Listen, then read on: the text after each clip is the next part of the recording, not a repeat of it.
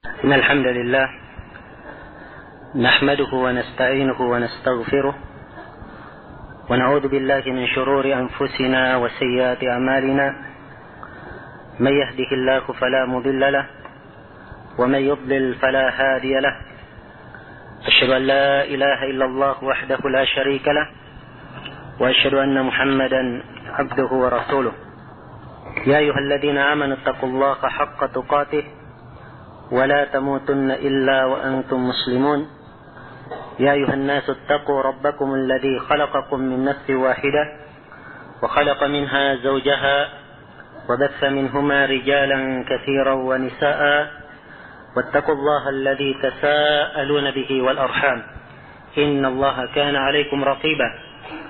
يا أيها الذين آمنوا اتقوا الله وقولوا قولا سديدا يصلح لكم أعمالكم ويغفر لكم ذنوبكم ومن يطع الله ورسوله فقد فاز فوزا عظيما. أما بعد، فإن أصدق الحديث كتاب الله وخير الهدي هدي محمد صلى الله عليه وآله وسلم وشر الأمور محدثاتها فإن كل محدثة بدعة وكل بدعة ضلالة وكل ضلالة في النار. Pada malam hari ini kita masih melanjutkan tafsiran surah Al-Fatihah. Dan malam ini kita insyaallah taala akan menafsirkan ayat yang ketiga dan yang keempat. Yaitu firman Allah Subhanahu wa taala, Maliki yaumiddin. Alhamdulillahi rabbil alamin.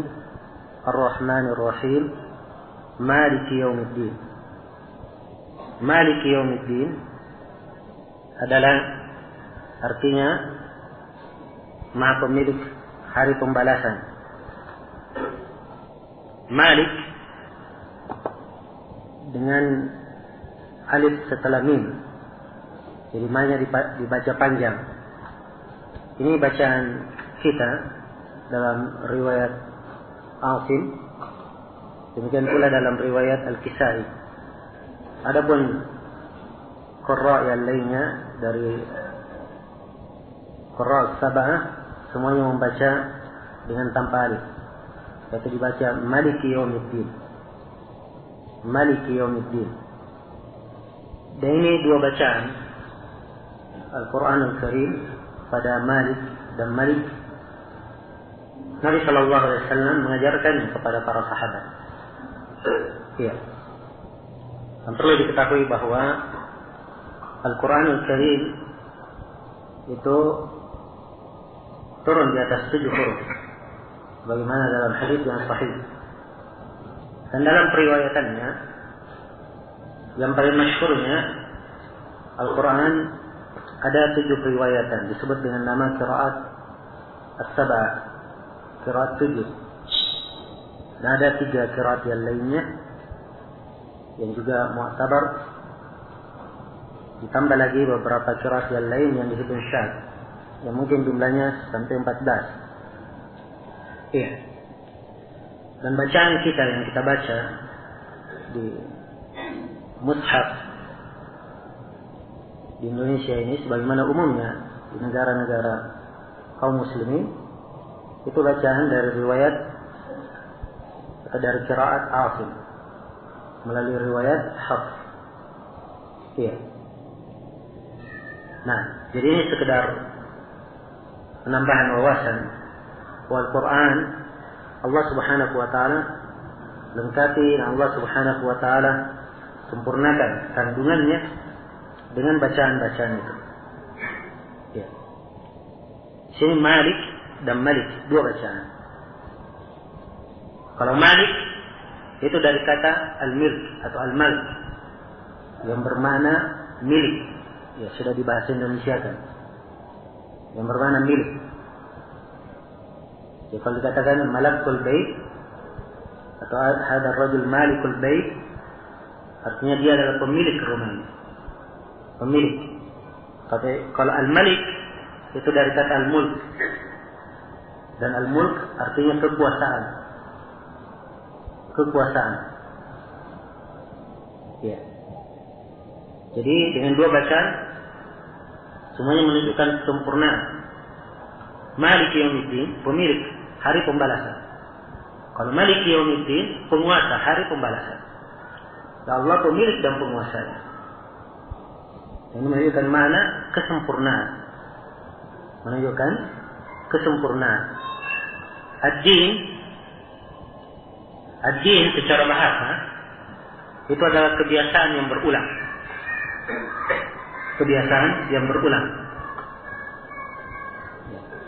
Jadi kalau dia punya kebiasaan yang terus menerus dia melakukannya, maka dikatakan itu dinuhu.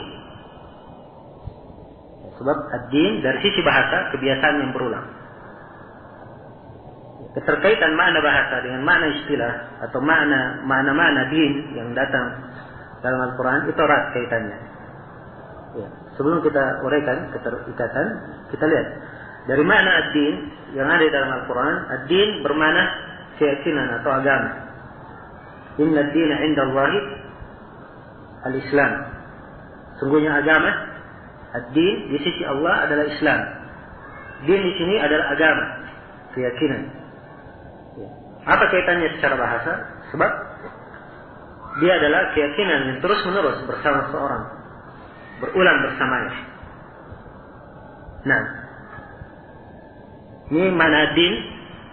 Dan juga ad-din bermakna hari hisab atau al-jaza, hari pembalasan.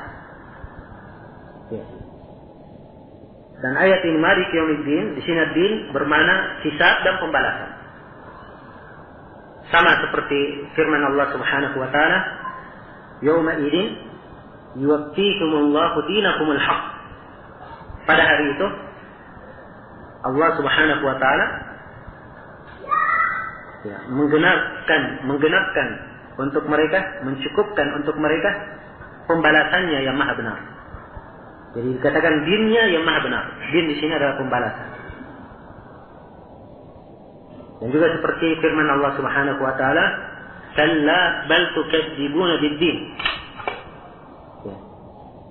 Kalla sekali-sekali tidak, bahkan kalian mendustakan ad-din, yaitu mendustakan hari pembalasan. Nah, ya. Juga seperti firman Allah Subhanahu wa taala, "In kuntum ghayra madinin." Kalau kalian meyakini tidak akan diberikan pembalasan. Jadi ini makna din, penggunaan din bermakna pembalasan, bermakna hisab. Ya, bermakna hisab. Jadi ayat ini bagi siapa yang mencermatinya dan memperhatikannya, maka akan tertanam pada dirinya rasa al-khawf, rasa takut kepada Allah Subhanahu wa taala. Sekali yang memperhatikan bahwa Allah adalah Maliki Yaumiddin, adalah Malik, penguasa hari pembalasan. Kalau dibacaan Maliki Yaumiddin adalah penguasa di hari pembalasan, tidak ada yang berkuasa pada hari itu. Semua kekuasaan hanya milik Allah Subhanahu wa taala. Al-mulku yawma idin al-haqqu lillah. Ya. Kekuasaan pada hari itu adalah hak hanya untuk Allah Subhanahu wa taala. Dan Allah Subhanahu wa taala berfirman, "Limanil mulkul yawm." Pada hari kiamat Allah menyatakan kepada makhluk, "Limanil mulkul yawm." Milik siapa kekuasaan pada hari ini? Allah menantang seluruh yang mengaku dirinya punya kekuasaan di bumi dan para penguasa bumi. Allah berfirman, "Limanil mulkul yawm." Bagi siapa kekuasaan pada hari ini? Kemudian Allah menjawab dirinya, "Lillahil wahidil qahhar." Hanya untuk Allah yang maha satu, lagi maha al-qahhar, lagi maha menguasai, lagi maha mengalahkan segalanya. Ya. Maka ayat ini kalau kita membacanya dengan memahami maknanya akan mewariskan kepada kita rasa takut kepada Allah Subhanahu wa taala. Dan rasa takut inilah yang mengantar seorang hamba kepada kebaikan dan kemuliaan. Kepada kebaikan dan kemuliaan. Rasa takut inilah yang seorang hamba akhirnya menjadi hamba yang meraih derajat yang tinggi di sisi Allah Subhanahu wa ta'ala. Karena itu dalam Al-Quranul Karim disebutkan keutamaan orang-orang yang punya khasyah dan punya al-khawf. Dan dua kata ini, al-khasyah dan al-khawf, kalau diartikan ke dalam bahasa Indonesia bermakna rasa takut. Tapi al-khasyah itu rasa takut yang didasari di atas ilmu, mengetahui siapa yang dia takuti. Maknanya lebih mendalam, al-khasyah. Ya. Allah Subhanahu wa ta'ala menyebutkan pahala orang-orang yang beriman. Ya. Jazaohum jannatu adnin tajri min tahtiha al-anhar khalidina fiha abada radhiyallahu anhum wa radu an. Balasan untuk mereka surga Aden yang mengalir di bawahnya sungai-sungai, mereka kekal di dalamnya selama-lamanya.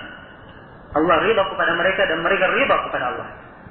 Kemudian Allah nyatakan, "Dzalika liman khasyiya rabbah." Yang demikian itu bagi siapa yang takut kepada Rabb-nya. Dan di antara sifat orang yang berilmu, ya, dan orang yang punya rasa khasyah, mereka adalah orang-orang yang berilmu. Innama yakhsyallaha min ibadihi al-ulama. Sungguhnya orang-orang yang takut kepada Allah dari hambanya hanyalah para ulama. Dan surga untuk mereka.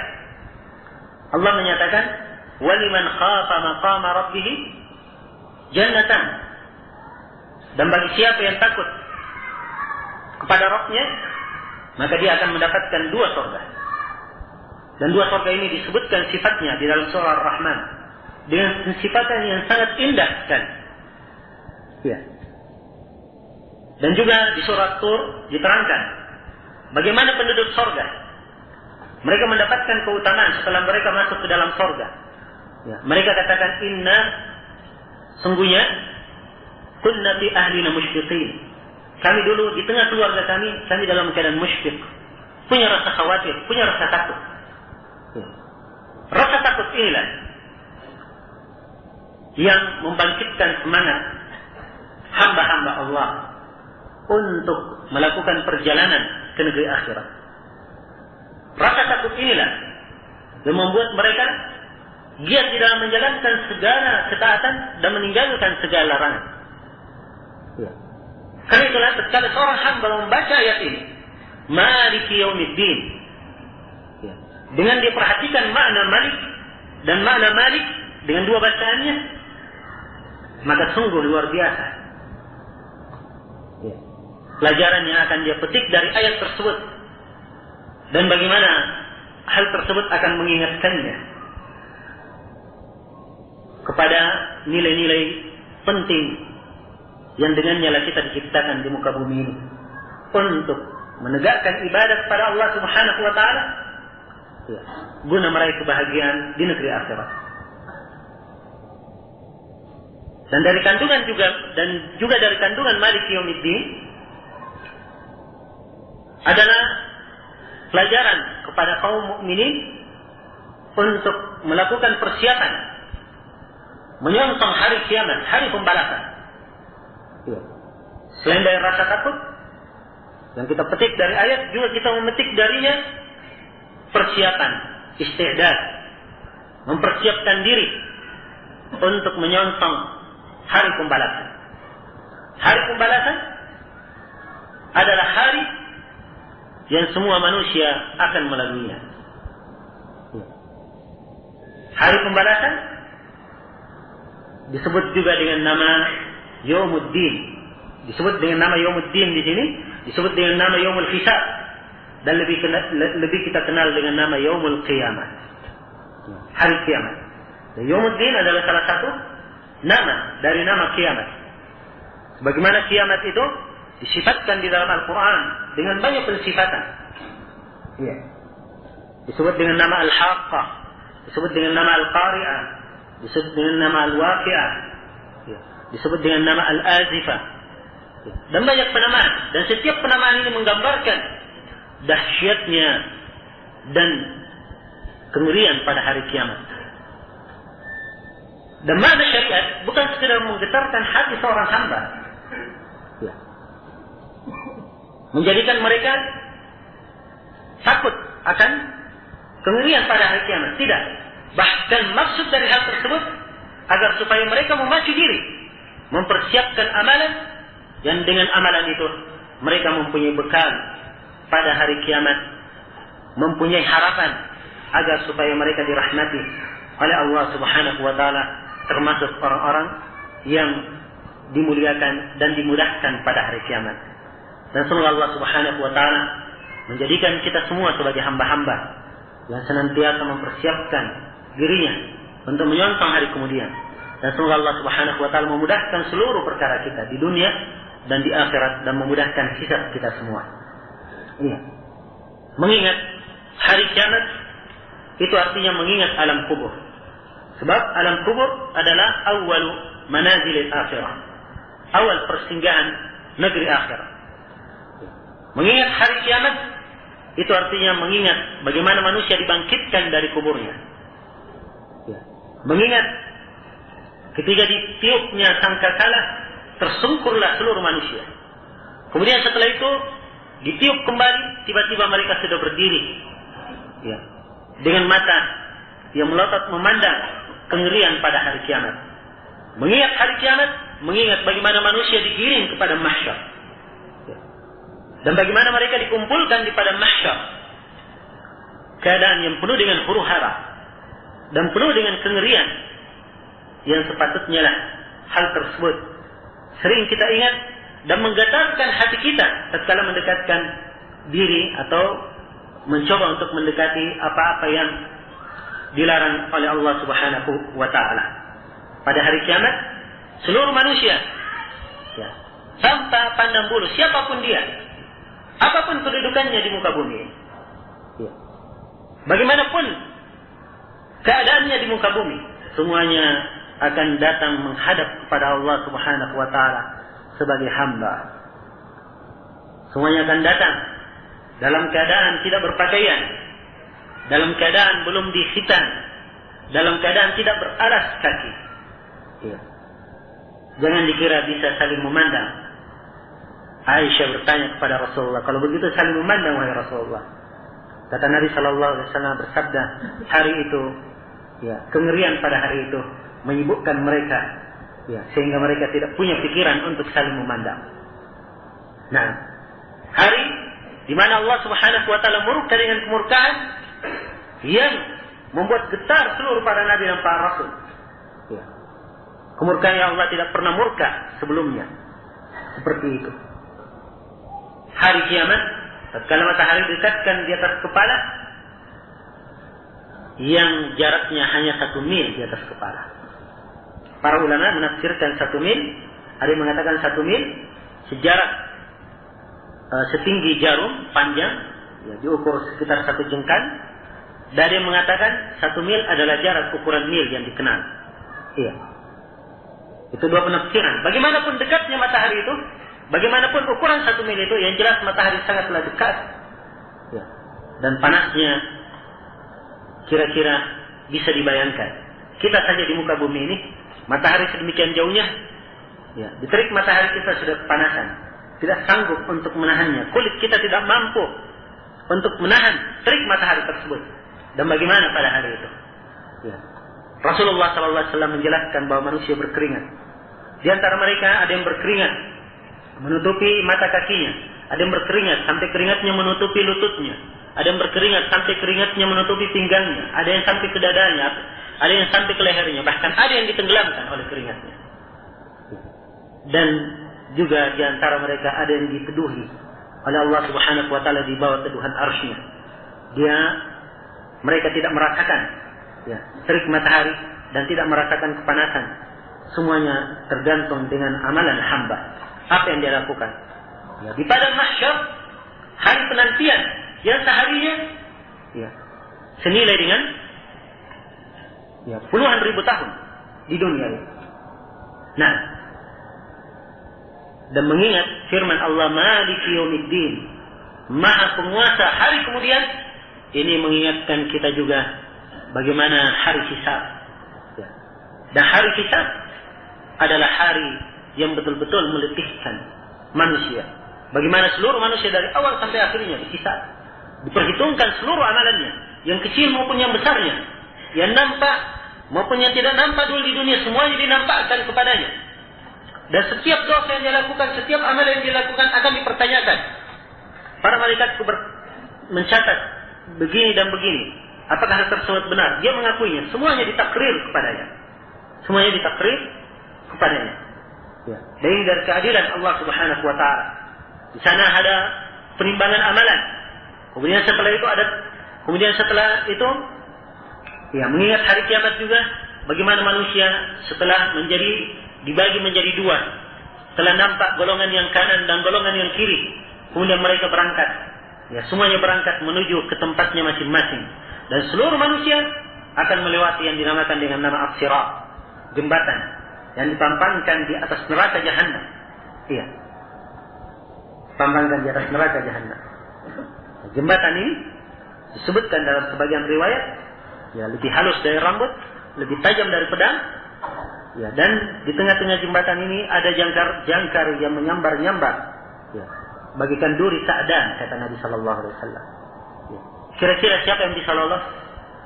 Dan seluruh manusia pasti akan melaluinya, termasuk para nabi dan para rasul. Dan itu sumpah Allah Subhanahu Wa Taala.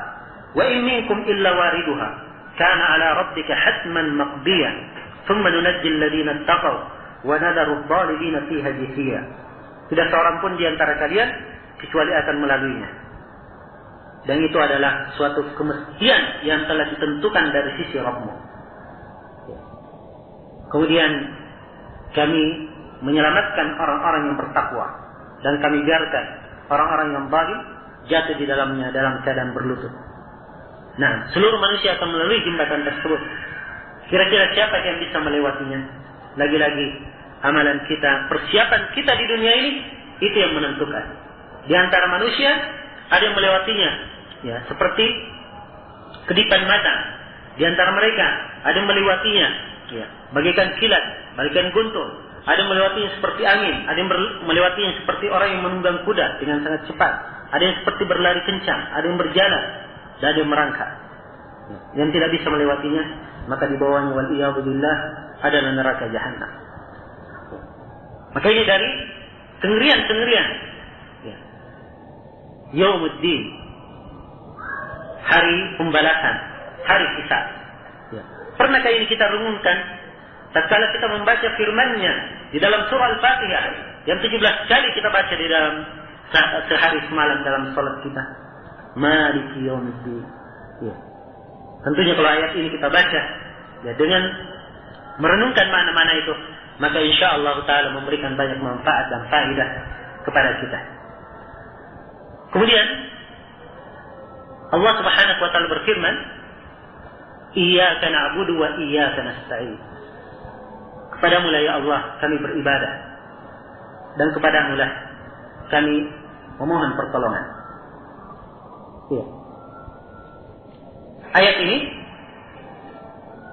datang setelah 3 ayat sebelumnya. Di mana 3 ayat sebelumnya? Ya. Di ayat yang pertama, Alhamdulillahirabbil alamin, telah kita sebutkan bahwa di dalamnya terkandung apa? Al-mahabbah, kecintaan kepada Allah Subhanahu wa Ta'ala. Dia memuji Allah Rabbul Alamin dengan penuh pengagungan dan kecintaan kepadanya. Kemudian setelah itu dia membaca Ar-Rahmanir Rahim, Allah yang Maha Rahman dan Maha Rahim, yang sangat diharapkan rahmatnya, pengampunannya, yang sangat diharapkan anugerahnya dan karunia-Nya. Ini membuka pintu harapan.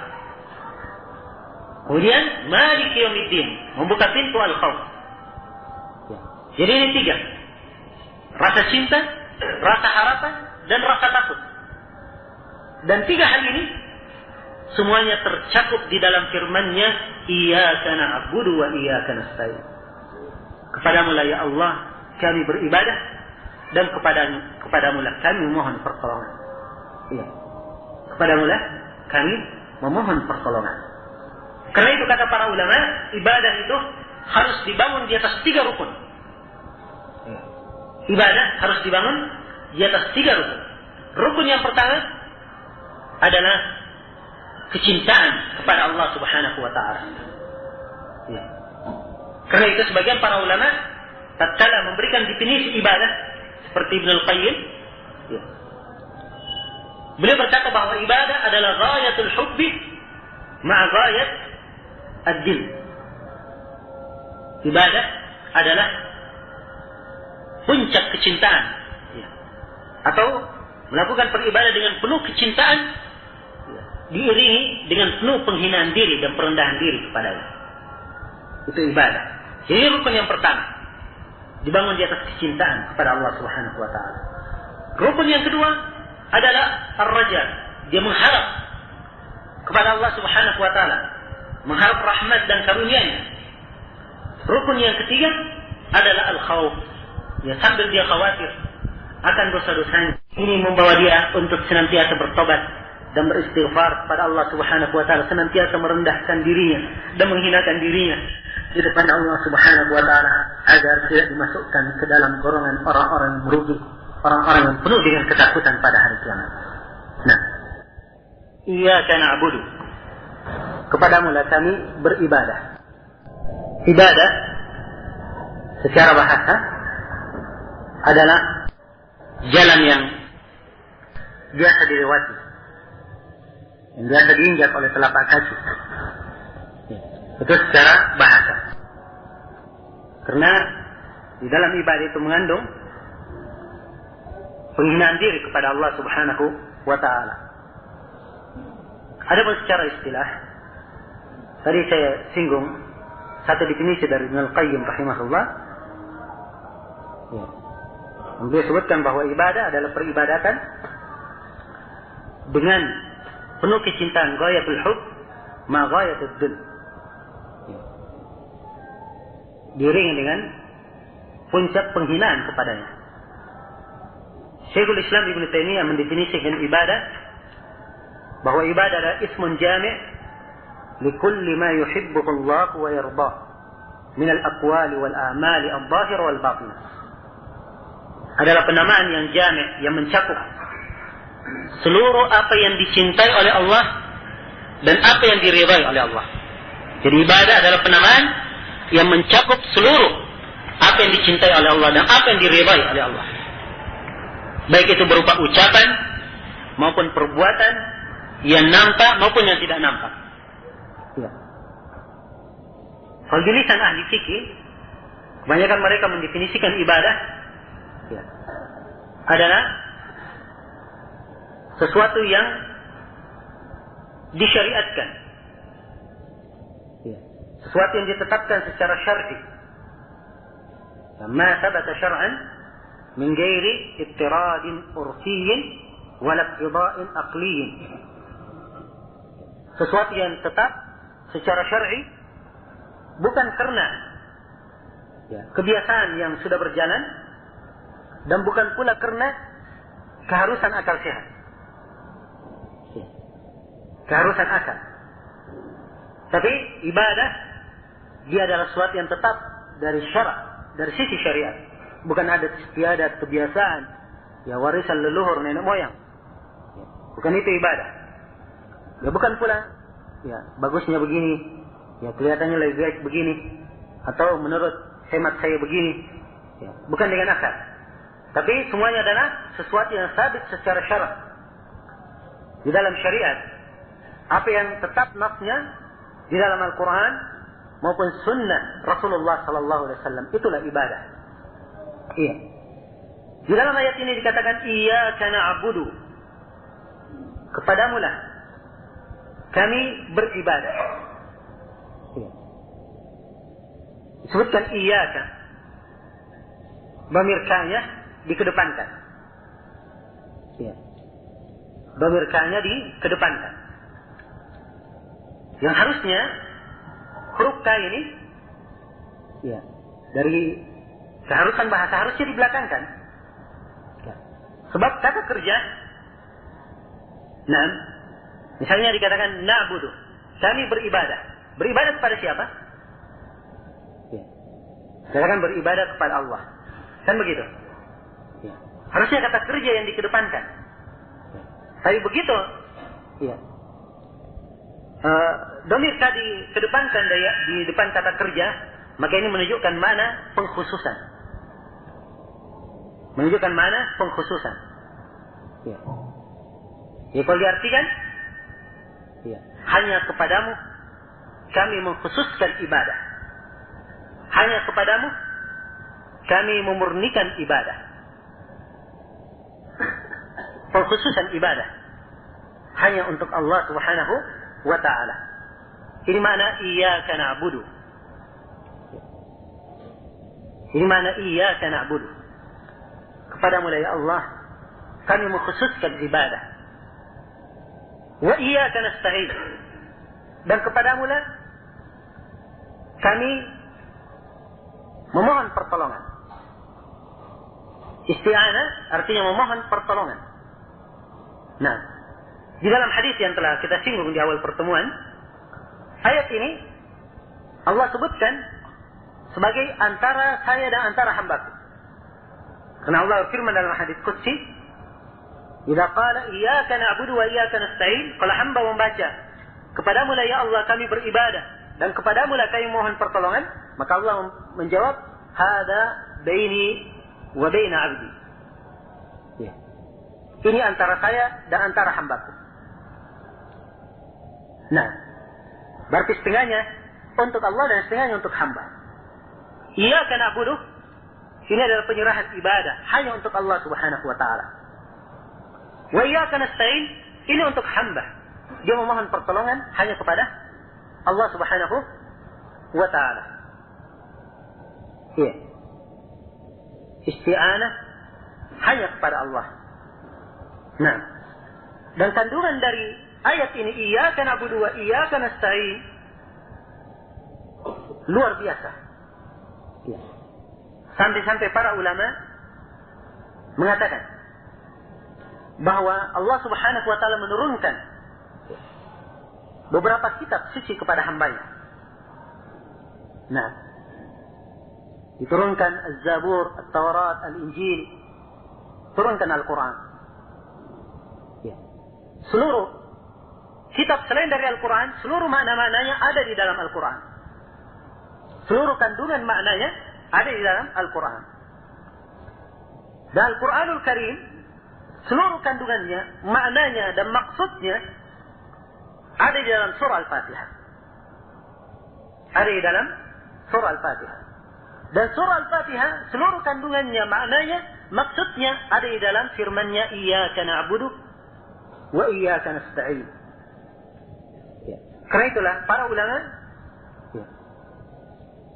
berdasarkan hadis qudsi yang telah kita baca, mereka mencermati dan mendalami makna iyyaka na'budu wa iyyaka nasta'in. Dan luar biasa kandungan manfaat, pelajaran dan faedah yang terkandung dalam ayat ini tidak terhingga. Ada yang mendekatkannya dengan sebuah pembahasan, itu Abu Ismail Al-Harawi. Dia mengambil pokok-pokok pembahasan, disebut dengan nama Manazil As-Sa'iri, baina iyyaka na'budu wa iyyaka nasta'in. Ya, judulnya Manazil, kedudukan-kedudukan orang yang berjalan, maksudnya berjalan kepada Allah. Ya. Antara iyyaka na'budu dan antara iyyaka nasta'in. Dia keluarkan dari situ bagaimana posisi-posisi ibadah, posisi-posisi penyembahan pada ayat ini. Dan ini diterangkan oleh Ibn Al-Qayyim dan ditambah kandungannya. Ya, dalam kitab beliau yang sekarang dicetak dalam 3 jilid, ya, dengan judul Madarijus Salikin. Ya. Baina manazili iyyaka na'budu wa iyyaka nasta'in. Ya, jenjang-jenjang orang yang berjalan antara kedudukan iyyaka na'budu dan iyyaka nasta'in. Nah, bayangkan sampai 3 jilid untuk menguraikan iyyaka na'budu wa iyyaka nasta'in. Kira-kira bagaimana kandungan yang terkandung di dalamnya? Nah, ini tentunya butuh waktu untuk menguraikannya. Cuma saya akan mengisyaratkan beberapa hal yang diterangkan oleh Ibn Al-Qayyim dan selainnya yang menjelaskan luasnya makna ayat ini. Tatkala seorang hamba membaca iyyaka na'budu Kepadamu lah ya Allah saya beribadah. Maka dia akan berusaha mentahqiq ibadah itu kepada Allah. Mewujudkan makna ibadah pada dirinya. Sehingga dia pantas untuk mengaku di depan Allah bahwa dia beribadah hanya kepada Allah. Iya. Dan di antara mewujudkan makna ibadah, dia harus paham bahwa ibadah itu tidak diterima kecuali dengan dua syarat. Iya. Tidak diterima kecuali dengan dua syarat. Syarat yang pertama, ibadah tersebut harus dilakukan ikhlas karena Allah Subhanahu wa taala. Iya. Harus ikhlas. Dilakukan semata-mata hanya untuk Allah, bersih dari noda kesyirikan. Bersih dari noda kesyirikan. Kemudian syarat yang kedua, ibadah tersebut harus dibangun di atas tuntunan Rasulullah sallallahu alaihi wasallam. Ya, sebab dia mengatakan dirinya bahwa dia beribadah kepada Allah. Ya. Dan jalan untuk beribadah kepada Allah tidak bisa diketahui dan tidak akan syah kecuali melalui perantara Rasulullah sallallahu alaihi wasallam. Ya. Karena itu jalan penghambaan peribadatan semuanya murni harus dibangun di atas tuntunan Rasulullah sallallahu alaihi wasallam. Dan ini kaidah dasar dalam agama. Kaidah dasar di dalam agama bahwa ibadah harus dibangun di atas dua hal ini. Harus ikhlas kepada Allah Subhanahu wa taala. Dan harus dibangun di atas tuntunan Rasulullah sallallahu alaihi wasallam. Ya. Maka siapa yang melakukan ibadah dengan ikhlas tapi ibadah tersebut tidak dibangun di atas tuntunan Rasulullah, maka dia tidak dikatakan beribadah. Belum mewujudkan makna iyyaka na'budu, kepadamu lah kami beribadah. Sebab dia tidak membangun ibadahnya di atas tuntunan Rasulullah sallallahu alaihi wasallam. Ya. Inilah kesalahan banyak orang di masa ini. Ya. Yang membuat perkara-perkara yang tidak pernah dilakukan oleh Rasulullah. Ada acara maulidnya. Ya. Ada acara Isra Mi'rajnya. Ya. Ada acara 1 Muharramnya. Ya. Tahun baru Islam. Kalau ditanya apa dalilnya? Ya. Apakah pernah Nabi dan para sahabatnya melakukannya? Jawabannya, ya kami melakukannya ikhlas. Ya, pertanyaannya apakah cukup jawaban ini? Jawabannya tidak cukup. Ingat, ibadah harus dibangun di atas tuntunan Rasulullah SAW. Sekarang pertanyaannya, mana tuntunannya? Iya, mana tuntunannya? Ada lagi yang berkata, oh kita lakukan hal tersebut karena kita cinta kepada Nabi. Ya. Kita ingin mengagungkan agama. Baik, seluruh pendidikan agama itu adalah arah untuk mengagungkan agama. Ya. Untuk memurnikan ibadah kepada Allah, ya, dan memurnikan al-mutaba'ah, mengikuti tuntunan Rasulullah sallallahu alaihi wasallam. Itu agama. Sekarang mana tuntunannya? Sepanjang tidak ada tuntunannya, maka kalian tidaklah cinta kepada agama.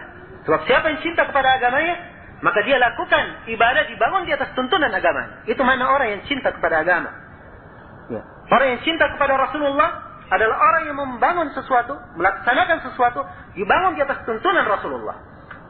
Ya. Sekarang memperingatkan maulid Nabi. Ya. Kelahiran Nabi. Nabi sendiri tidak pernah memperingatkan hari lahirnya. Tidak pernah ada ulang tahunnya Nabi Sallallahu Alaihi Wasallam. Ya.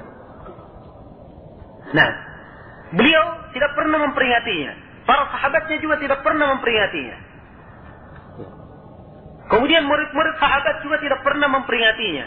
Terus berjalan generasi setelahnya, tidak ada yang melakukannya. Sampai masuk ke abad yang ke-6, akhir abad yang ke-6, mulai masuk abad yang ke-7, baru mulai ada yang melakukannya. Ya. Berarti ini adalah fakta bahwa perayaan Maulid Nabi itu murni buatan kantong sebagian orang, dari kantong sebagian orang, bukan dari Rasulullah SAW, tuntunannya dan pensyariatannya. Jelas ya? Kalau memang itu baik, maka Nabi telah mengajarkannya. Para sahabat yang paling bersemangat untuk menjalankan kebaikan, pasti mereka melaksanakannya dan mengajarkannya kepada kita. Tapi tidak ada aturannya dan tuntunan yang sampai, yang diajarkan. Iya. Selain dari itu pula, orang yang melaksanakan maulid ini menyerupai kebiasaannya orang-orang Nasara, memperingati hari lahirnya Isa bin Maryam. Ada hari naiknya juga. Ya. Dan Nabi SAW sudah menegaskan, la tutruni kama ataratin Nasara Isa bin Maryam. Jangan kalian melebih-lebihkan saya, menyanjung saya secara berlebihan, sebagaimana orang-orang Nasara berlebihan terhadap Isa bin Maryam. Tapi kata Nabi, innama ana abd, saya hanyalah seorang hamba. Katakanlah, abduhu wa rasuluh. Nabi Muhammad itu adalah hamba Allah dan Rasulnya. Pertengahan. Beliau adalah hamba, bukan pencipta. Beliau adalah hamba, bukan untuk diibadahi, tapi beliau yang beribadah kepada Allah. Sama dengan manusia lainnya, hamba. Makhluk sama dengan manusia lainnya. Tetapi Allah lebihkan beliau dipilih sebagai seorang Rasul. Ini kedudukan beliau yang pertengahan. Antara sikap ekstrim dan sikap menyepelekan. Sebab agama itu adalah agama yang pertengahan. Dan umat Islam telah ditetapkan sebagai umat yang pertengahan. Terpilih karena pertengahan mereka. Wa kadzalika ja'alnakum ummatan wasata. Dan demikianlah kami jadikan kalian sebagai umat pertengahan. Kemudian memperingati Maulid Nabi. Sebab memperingati Maulid Nabi hari lahir Nabi. Kapan hari lahir Nabi? Kan begitu. Hari lahir Nabi harus ditahu. Kapan itu? Kalau memang ada syariatnya untuk diperingati. Sedangkan hari lahirnya Nabi ada 7 pendapat di kalangan para ulama. Kira-kira mau pilih yang mana? Ada 7 pendapat tentang hari lahirnya. Bukan suatu kepastian. Dan bukan juga pendapat yang kuat yang mengatakan lahir hari Senin pada tanggal 11 Rabiul Awal. Tidak. Bahkan ada sebagian ulama yang menguatkan dengan berbagai fakta dan penguat bahwa lahirnya tanggal 9.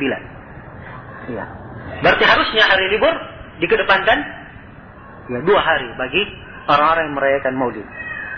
Selain dari itu di perayaan Maulid terdapat kemungkaran-kemungkaran. Bidah-bidah bahkan bentuk-bentuk kesyirikan. Dengan cara yang mengadakan Maulid, di situ dia menyanjung Rasulullah SAW, dilebihkan derajatnya sampai setingkat dengan derajat Rabbul Alamin, derajat Allah Subhanahu wa Ta'ala. Diajarkan salawat-salawat yang berbau kesyirikan. Yang berbau kesyirikan. Nah, maka semuanya dari bentuk-bentuk kemungkaran. Dan perlu diketahui bahwa syaitan sangat pandai menggiring manusia untuk keluar dari jalur ibadah. Sehingga kadang ada seorang hamba yang membaca dalam salatnya iyyaka na'budu wa iyyaka nasta'in, itu hanya sekedar bacaan saja, tidak ada aplikasinya, tidak ada penerapannya di dalam kehidupan. Perbuatannya berbeda dengan ucapannya. Dia membaca iyyaka na'budu, kepadamu lah kami beribadah ya Allah, tapi hakikatnya dia beribadah kepada selain Allah dari perbuatannya. Karena itu sebagai seorang muslim yang baik, hendaknya dia perbaiki dirinya. Dia murnikan ibadahnya hanya untuk Allah Subhanahu wa Ta'ala. Ini dari kandungan mana? Iyyaka na'budu, hanya kepadamu ya Allah kami beribadah. Ibnu Qayyim menyebutkan di antara jenjang-jenjang ibadah yang bisa dipetik dari iyyaka na'budu wa iyyaka nasta'in, terdapat di dalamnya isyarat akan makna taubat. Bertobat kepada Allah. Sebab tatkala dia berkata iyyaka na'budu, kepadamu lah ya Allah kami beribadah, seakan-akan ia berserah diri kepada Allah Subhanahu wa Ta'ala, dan dia mengakui akan kekurangan dirinya. Kalau pernah terjadi dosa padanya, maka dia bertobat dari hal tersebut. Ini mengisyaratkan jenjang kedudukan taubat. Kemudian demikian pula mengisyaratkan kedudukan inabah, kembali kepada Allah Subhanahu wa Ta'ala. Dan pernyataannya iyyaka na'budu, kepadamu lah ya Allah kami beribadah. Seakan-akan pernyataan agar ia senantiasa i'tisab, komitmen di atas ibadah kepada Allah Subhanahu wa Ta'ala. Selain dari makna mahabbah, makna harapan, dan makna rasa khauf yang telah kita singgung, juga dari ucapannya iyyaka na'budu ini menunjukkan makna khusyuk, yang merupakan salah satu fondasi di dalam agama. Khusyuk di dalam menegakkan ibadah, khusyuk di dalam menegakkan salat, khusyuk di dalam melakukan seluruh amalan yang sifatnya ketaatan kepada Allah Subhanahu wa taala. Juga iyyaka na'budu terkandung di dalamnya jenjang muraqabah. Ya. Sebab dia mengakui dan menyadari bahwa dirinya beribadah kepada Allah, Allah yang senantiasa mengawasinya. Dia beribadah seakan-akan dia melihat Allah Subhanahu wa taala. Kalau dia tidak mampu seperti itu, maka dia menyadari bahwa Allah Subhanahu wa taala melihatnya. Allah Subhanahu wa taala memperhatikan gerak-geriknya dan segala perilakunya. Iya. Kemudian dari ucapan iyyaka na'budu wa iyyaka nasta'in juga di sini mengandung makna istiqamah. Iya. Istiqamah kepada Allah Subhanahu wa taala. Istiqamah di dalam menegakkan ibadat padanya dengan menjalankan segala perintah dan meninggalkan segala larangan. Juga dari makna iyyaka na'budu wa iyyaka nasta'in di dalamnya ada pengagungan terhadap apa-apa yang diagungkan oleh Allah dan Rasul-Nya. Apa-apa yang dituntunkan oleh Allah dan Rasul-Nya. Kita agungkan hal tersebut dengan melaksanakannya dan dengan mengerjakannya. Kita agungkan larangan-larangan Allah Subhanahu wa taala dengan meninggalkan larangan-larangan itu dan tidak mendekatinya. Iya. Dan dari makna iyyaka na'budu wa iyyaka nasta'in menunjukkan makna tawakal. Dan tawakal adalah salah satu bentuk ibadah yang sangat agung, juga tercakup di dalam kandungan iyyaka na'budu wa iyyaka nasta'in. Iya. Dan juga di dalamnya terkandung makna at-thiqa billah, dia percaya kepada Allah Subhanahu wa taala. Iya. Sebab seorang hamba yang menganggap dirinya hanya beribadah kepada Allah Subhanahu wa taala, dia percaya penuh kepada Rabb-Nya, bahwa Rabb-Nya lah yang akan mencukupi dia dari segala hajat yang dia butuhkan, dan Rabb-Nya lah yang akan menjaga dia dari segala bahaya yang bisa mengancamnya. Dan dari mana iyyaka na'budu wa iyyaka nasta'in adalah pemurnian penyerahan diri kepada Allah Subhanahu wa taala sebagai seorang hamba yang penuh dengan kelemahan dan penuh dengan kekurangan. Dan dari ucapannya iyyaka na'budu wa iyyaka nasta'in di dalamnya harus terdapat makna ridha akan segala ketentuan Allah Subhanahu wa taala, ridha akan segala syariat Allah Subhanahu wa taala, dan dia ridha atas segala takdir Allah Subhanahu wa taala yang menimpa dia. Dan pada ucapannya iyyaka na'budu seakan-akan pernyataan untuk siap mensabarkan dirinya ya, di dalam menjalankan ibadah itu. Dan ini terdapat padanya kandungan makna sabar. Dan sabar adalah salah satu makna agama yang telah banyak uraiannya di dalam Al-Quran akan kandungan sabar. Perhatikan, lihat bagaimana makna sabar juga kembali kepada iyyaka na'budu wa iyyaka nasta'in. Dan juga terdapat di dalamnya kandungan syukur. Ya. Tatkala dia berkata iyyaka na'budu, seakan-akan dia bersyukur kepada Allah Subhanahu wa taala, ya, bahwa segala nikmat yang dia dapatkan itu karena dia adalah tergolong dari hamba-hamba Allah Subhanahu wa taala. Sebab hamba-hamba Allah lah yang kalau dia sampai ke predikat hamba yang hakiki, maka dia akan mendapatkan berbagai nikmat dari sisi Allah Subhanahu wa taala, yang nikmat-nikmat tersebut sepatutnya dia syukuri dan dia memuji kepada Allah Subhanahu wa taala, menegakkan zikir, pujian, peribadatan di dalam hati, di dalam lisannya untuk memuji Allah atas segala nikmatnya. Kemudian dia menggunakan nikmat itu dalam segala ketaatan dan dalam segala yang sifatnya ibadah dan mendekatkan diri kepada Allah Subhanahu wa taala. Dan juga dari makna iyyaka na'budu wa iyyaka nasta'in terdapat di dalamnya makna tawadhu, merendahkan diri. Bahwa dia adalah hamba yang tugasnya di dunia hanya untuk menegakkan ibadah kepada Allah Subhanahu wa taala. Dia bukanlah sesuatu yang bisa dinilai dengan apapun. Dia hanyalah seonggok benda yang kalau tidak mendapatkan rahmat dan ampunan dari Allah Subhanahu wa taala dan tidak menegakkan ibadah kepada Allah, maka dia tidak ada nilainya dan tidak ada artinya. Iya. Dan di dalamnya juga terdapat makna kandungan zikir, ya, menegakkan zikir kepada Allah Subhanahu wa taala. Dan di dalamnya juga tatkala dia berkata, iyyaka na'budu, kepadamu lah ya Allah kami beribadah, seakan-akan ya terpetik darinya rasa kerinduannya, ya, rasa kecintaannya kepada Allah Subhanahu wa taala untuk menghadap kepadanya, berjumpa dengan Rabb-Nya. Ini di jenjang-jenjang yang tertinggi. Ya, tatkala seorang hamba sampai ke jenjang yang paling tinggi atau yang di antara jenjang yang tertinggi dari tingkatan iyyaka na'budu wa iyyaka nasta'in. Demikian pula tingkatan ilmu. Dari ucapannya iyyaka na'budu adalah pernyataan dibangun di atas dasar keilmuan, dibangun di atas dasar pengetahuan akan siapa yang dia ibadahi, dan dia mengetahui bagaimana cara beribadah kepada Allah Subhanahu wa taala. Semuanya ini tercakup di dalam firman-Nya iyyaka na'budu wa iyyaka nasta'in. Dan masih banyak hal yang lain yang saya tidak isyaratkan di sini dari ucapan Ibnu Al-Qayyim rahimahullahu taala akan kandungan iyyaka na'budu wa iyyaka nasta'in. Wa iyyaka nasta'in itu memohon pertolongan kepada Allah. Dan memohon pertolongan kepada Allah yang sifatnya ibadah dan yang sifatnya pertolongan pada sesuatu yang tidak ada yang mampu menunaikannya kecuali Allah, ini adalah ibadah yang murni, harus diserahkan kepada Allah Subhanahu wa taala. Adapun meminta pertolongan kepada makhluk yang lainnya pada perkara yang diizinkan oleh syariat, pada perkara yang makhluk itu mampu melakukannya, dia hadir dan mampu melakukannya, maka hal tersebut tidak mengapa. Ya. Sebab Allah Subhanahu wa taala berfirman, "Wa ta'awanu 'alal birri wat taqwa." Tolong menolonglah kamu di atas kebaikan dan ketakwaan. Dan dalam hadis riwayat Bukhari dan Muslim, Nabi sallallahu alaihi wasallam menyebutkan di antara amalan yang baik sedekah, yu'inur rajulu ala akhihi. Ya, dia membantu seorang lelaki membantu saudaranya. Ya. Ya. Nah, atau yarkabahu ala dabbatihi, atau dinaikkan dia di atas kendaraannya, atau sebagian bawa barangnya dinaikkan di kendaraannya. Kata Nabi, itu adalah sedekah. Jadi disebutkan di sini dia membantu saudaranya. Kalau bantuan tersebut atau dia meminta bantuan kepada saudaranya yang lain, ya kepada makhluk yang lain, dan makhluk ini mampu dan dia hadir pada perkara yang diizinkan oleh syariat, maka hal tersebut adalah perkara yang tidak apa-apa. Ya. Tapi kalau dia memohon kepada makhluk pada perkara yang tidak ada yang mampu kecuali hanya Allah, ya, pada sesuatu yang tidak ada yang mampu kecuali hanya Allah Subhanahu wa taala, maka itu terhitung sebagai bentuk kesyirikan. Nah, karena itulah seorang mukmin yang menegakkan ibadah, dia harus mengingat makna iyyaka na'budu wa iyyaka nasta'in. Ini mungkin beberapa isyarat yang berkaitan dengan ayat iyyaka na'budu wa iyyaka nasta'in, dan saya cukupkan sampai sini. Setelah salat insyaallah kita sambung dengan tanya jawab. Hasad, dengki dan amarah. Hasad, dengki, amarah dan cinta kepada dunia menyempitkan hati dan dada, hingga rasa takut kepada Allah sangat rendah. Tolong nasihat agar hati-hati kami takut kepada Allah.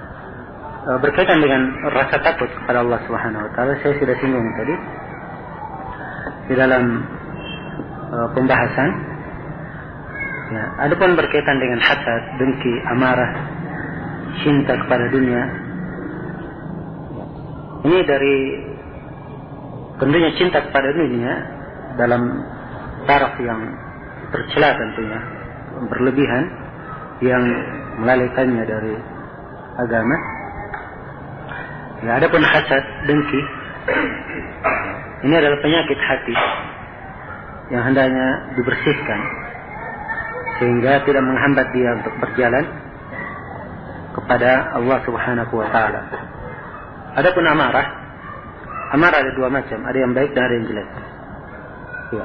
Kalau sifatnya pemarah, maka ini adalah hal yang tercela yang hendaknya dirubah. Jelas secara umum seorang mukmin dituntut untuk mensucikan dirinya dari segala hal yang tidak baik, membersihkan dirinya dari hal yang tidak baik, dan menghiasi dirinya dengan akhlak yang terpuji dan budi pekerti yang dituntunkan di dalam syariat. Nah, dan Rasulullah Sallallahu Alaihi Wasallam beliau diutus untuk memuliakan akhlak yang mulia. Karena itu beliau bersabda, "Innama bu'ithtu liutammim makarimal akhlaq." Saya diutus untuk menyempurnakan akhlak yang mulia. Ya, semua orang ada kekurangan. Namun usaha dan upaya itu dituntut. Apa keutamaan orang yang bersedekah dengan hartanya kelak di kemudian hari? Dan apa dampak bahaya bagi orang-orang yang kikir untuk berinfak? Ya, bersedekah adalah salah satu amalan ibadah yang terpuji dan sangat dituntunkan di dalam syariat. Al-Quran dan Sunnah Rasulullah SAW penuh dengan ayat-ayat yang menjelaskannya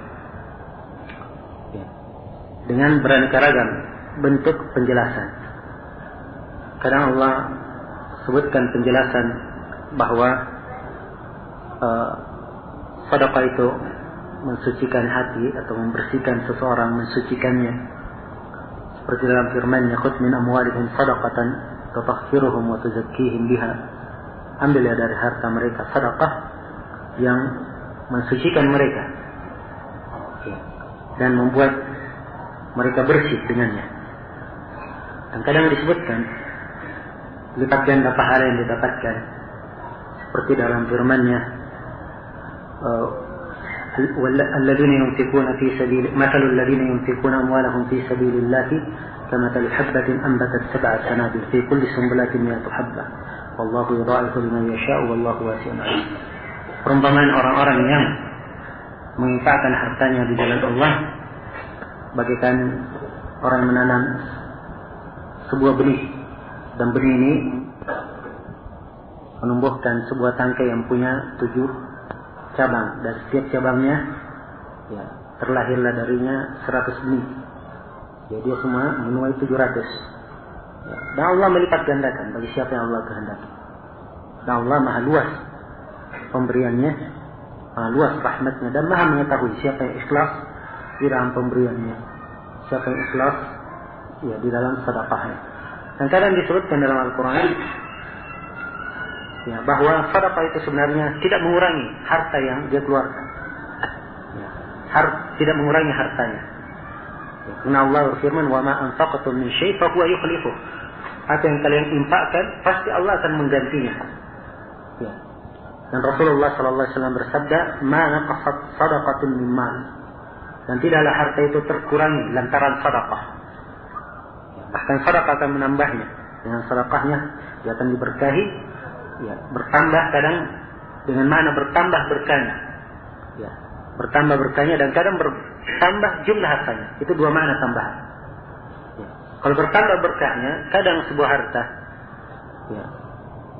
dia misalnya anggaplah ukuran 100.000 misalnya. Kadang dia mampu gunakan dalam 2 hari. Tapi kalau Allah memberkahi hartanya, mungkin bisa digunakan untuk 7 hari. Mungkin bisa digunakan untuk 7 hari. Dengan makna berkah. Dan kadang bermakna tambahan. Dan Rasulullah sallallahu alaihi wasallam juga bersabda dalam hadits Abu Hurairah riwayat Bukhari dan Muslim, "Ma min yawmin illa wa malakani yanzilan." Tidak ada satu hari pun yang berlalu kecuali ada 2 malaikat yang turun. Ada yang berdoa, satu malaikat berdoa, "Allahumma a'ti munfiqan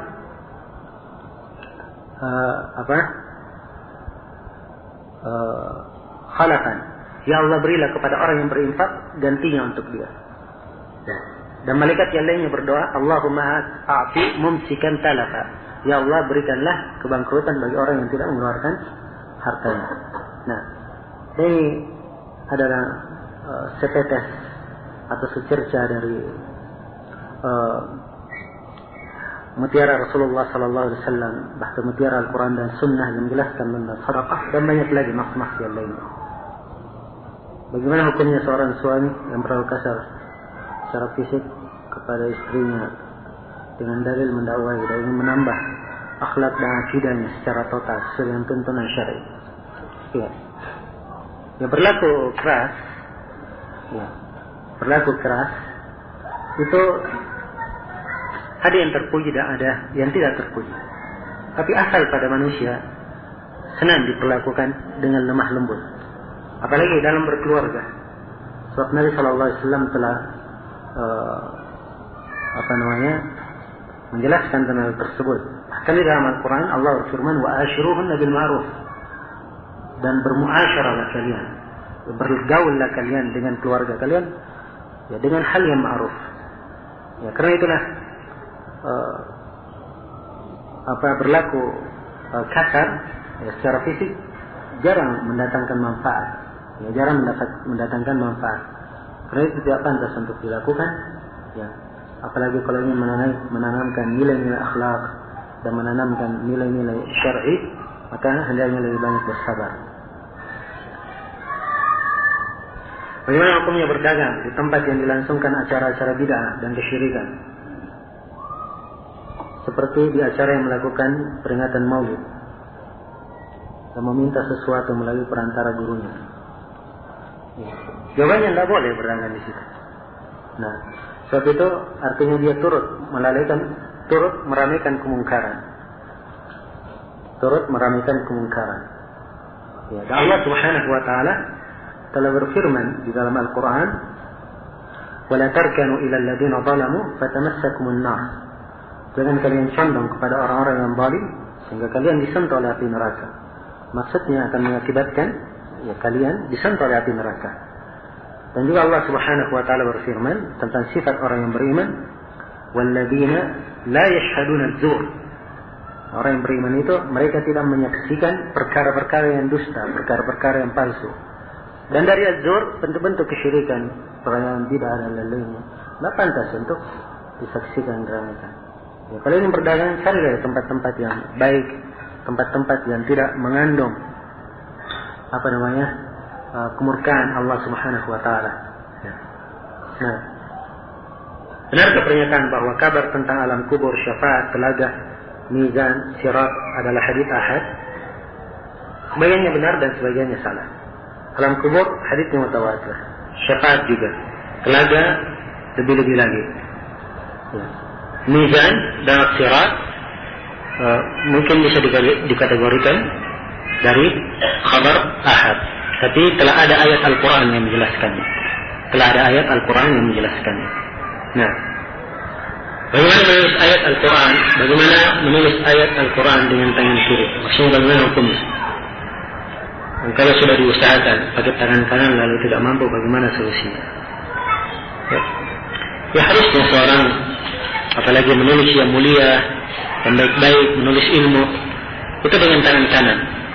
Ya, sebab penggunaan tangan kanan dalam syariat itu pada hal-hal yang baik. Bahkan yang kanan-kanan pada hal yang baik. Dan yang kiri itu penyebutannya pada hal-hal yang tidak baik.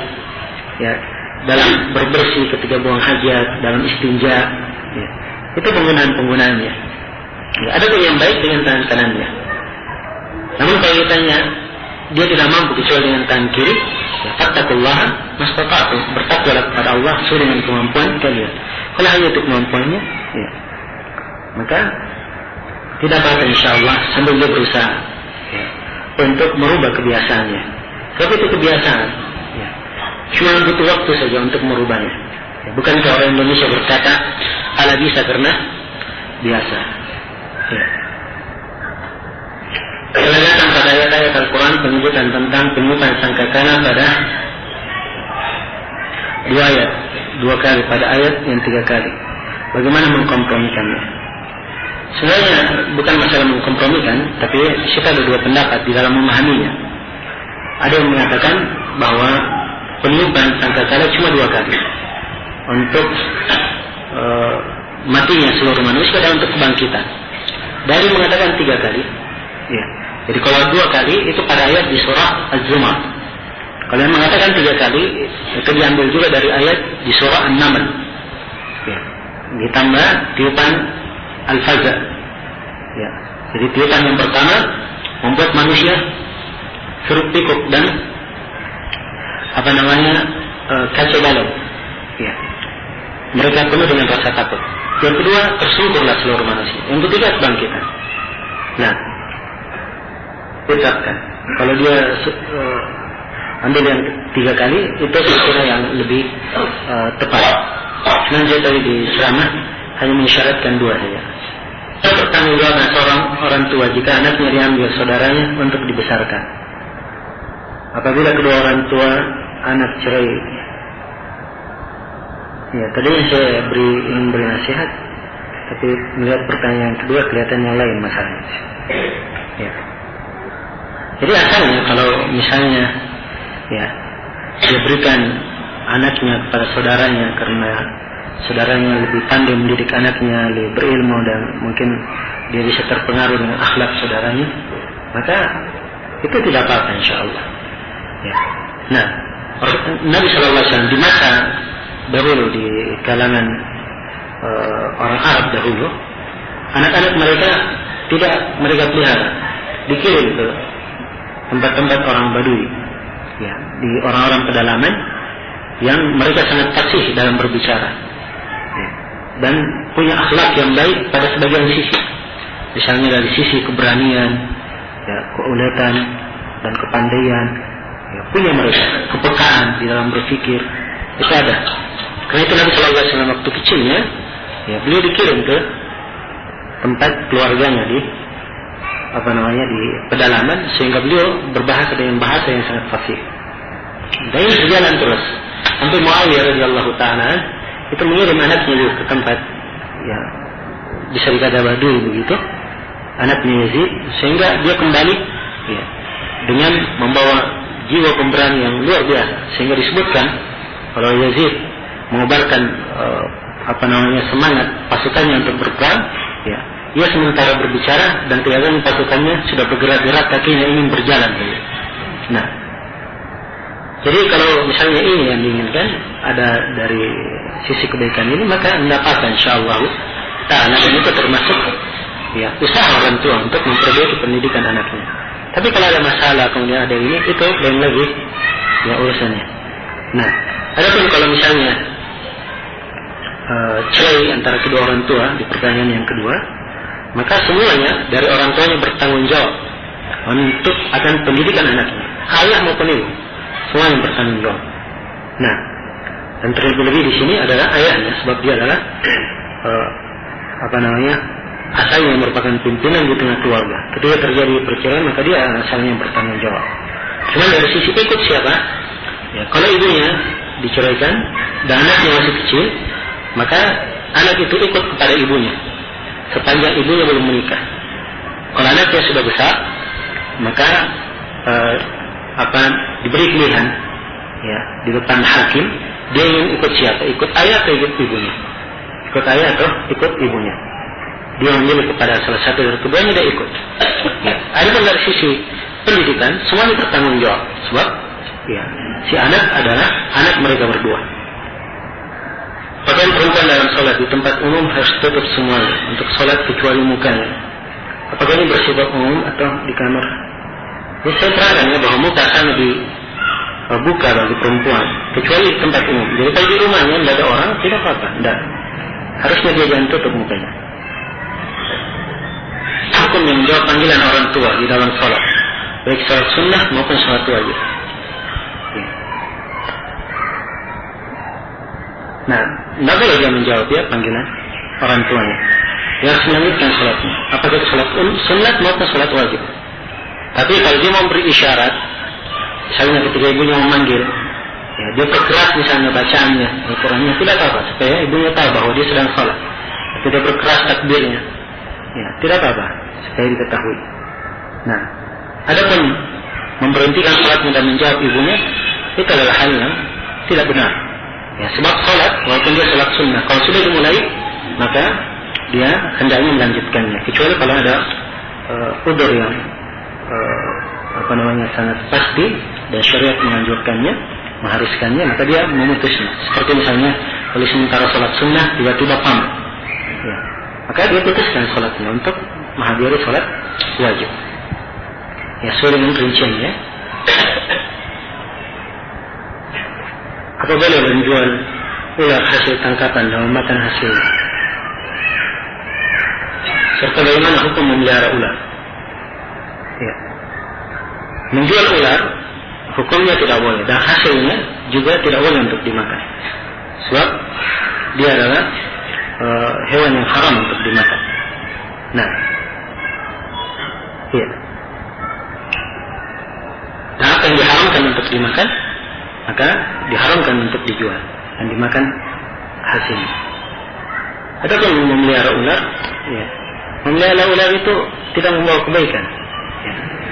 Nah, akan membawa bahaya bagi diri dia ataupun bagi orang yang lain. Ya, kalau misalnya lepas ularnya, ya, kalau bukan dia yang digigit, akan menggigit orang lain. Nah, dan Nabi Sallallahu Alaihi Wasallam bersabda, la darar wala dirar. Ya, kecuali kalau misalnya ada manfaat di belakang hal tersebut, di belakang memelihara ular pada bidang kedokteran ataupun yang lainnya, ya, dan dia menjaga segala kemungkinan yang bisa dengannya terjadi bahaya, ya, dia jaga untuk tercipta keamanan misalnya, maka tidak apa-apa insyaallah. sahih hadis yang melarang sujud dengan merapatkan siku ke lantai. Jadi kalau menurunkan siku ke lantai itu seperti sujudnya seperti anjing, disebutkan dalam riwayat. Karena itu kita sujud tidak boleh menyerupainya. Apa dalil yang melarang bersedekah tepat di atas pusar ketika salat? Ya, hadis tentang al-istisar di dalam hadis. Al-Quran menyebutkan sifat neraka mempunyai 7 pintu. Apakah orang kafir masuk lewat pintu ini atau langsung jatuh dari as-sirat? Nah, ya semuanya kita yakini tentang hal tersebut. Ya, asalnya dalam hal ini semuanya ada nas. Ya, maka meyakini apa yang disebut oleh nas itu sudah cukup. Ya, tidak perlu mempertanyakan dari mana masuknya, ya, dari mana jatuhnya. Ya.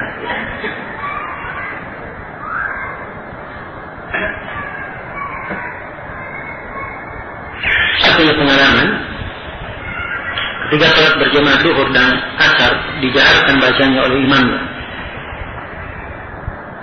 Apakah ada hadis tentang hal tersebut? Apakah syah salatnya? Adapun salat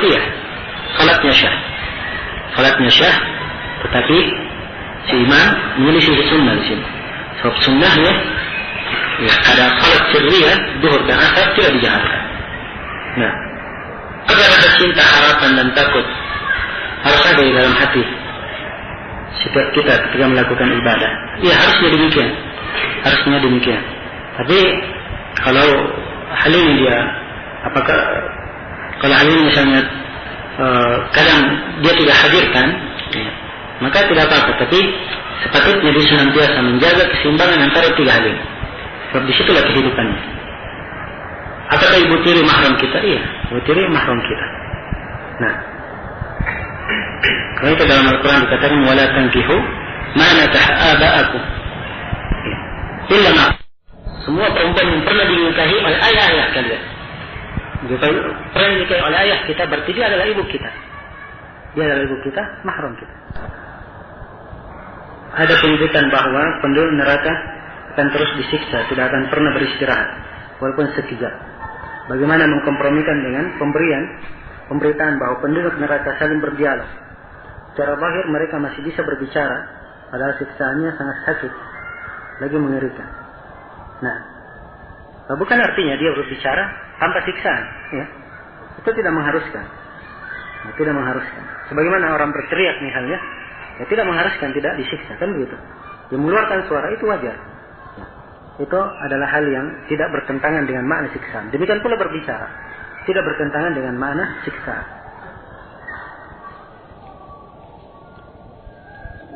Jadi tidak ada pertentangan antara nas-nas itu sehingga harus dikompromikan.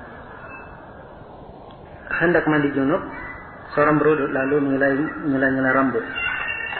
Apakah dengan wudu ini cukup untuk melaksanakan salat? Iya, kalau dia mandi junub dan dia wudu, ya, dan diniatkan dengan wudu, mandinya diniatkan dengan wudu, maka iya, itu cukup untuk melaksanakan salat. Karena itu dalam hadits Aisyah riwayat Imam Ahmad, Aisyah berkata, "Kana Nabi sallallahu alaihi wasallam la yatawaddau ba'da al-ghusl." Nabi sallallahu alaihi wasallam tidak berwudu setelah mandi janabah. Itu kalau dia niatkan wudu. Ada orang yang berpendapat bahwa hukum tayammum keadaan safar adalah boleh meski ada air, dan menjadi wajib ketika tidak ada air. Nah, bagaimana sebenarnya? Nah, ini pendapat yang tidak benar, ya. Pendapat yang tidak benar. Nah, karena dalam Al-Quran dikatakan falam tajidu ma'an, kalian tidak menemukan air. Ya, jadi boleh tayammum kalau tidak menemukan air. Ini ada air, maka tidak boleh tayammum. Kemudian ucapannya dan menjadi wajib ketika tidak ada air. Bagaimana caranya menjadi wajib ketika tidak ada air? Ya. Ini ucapan yang tidak ada gunanya, tidak ada manfaatnya. Kalau tidak ada air, tidak ada jalan lain kecuali tayammum, ya kan? Untuk apa dikatakan wajib sunnah? Ya. Sebutkan tertib urutan yang terjadi pada hari kiamat. Silang pendapat para ulama dalam hal ini. Jelas, menurut pendapat yang paling kuat, ya, yang saya ketahui, yang pertama di padang mahsyar, ya, padang mahsyar. Kemudian di padang mahsyar ada telaga. Kemudian setelah itu hisab, timbangan, hisab, ya. Kemudian setelah itu terbagi dua, berjalan menuju surga dan neraka. Ya. Kemudian melalui as-sirat. Ya. Nah, setelah itu ada yang penduduk neraka dan ada yang penduduk surga. Ya, dari mengatakan telaga sebelum setelah timbangan. Ya. Yang mengatakan setelah timbangan Islam pendapat lagi. Ada yang mengatakan sebelum jembatan dan ada yang mengatakan setelah jembatan. Ya. Tapi yang benarnya apa yang saya sebutkan tadi. Bagaimana hukumnya memakan makanan dari maulid? Jawabannya tidak boleh. Ya. Makan makanan dari maulid. Sebab dia asalnya makanan yang diletakkan bukan untuk Allah Subhanahu wa taala. Ya. Subhanakallahumma bihamdik, asyhadu an la ilaha illa anta, astaghfiruka wa atubu ilaik. Walhamdulillahirabbil alamin. Wassalamualaikum warahmatullahi wabarakatuh.